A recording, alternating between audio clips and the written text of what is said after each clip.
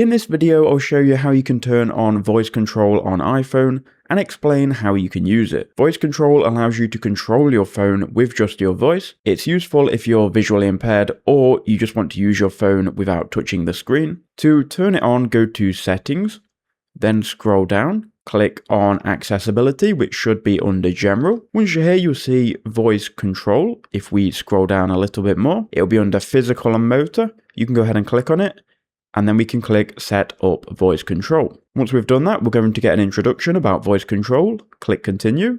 It's then going to give you some instructions about what you can actually say. You can always open this later by saying, show me what to say. Click Done.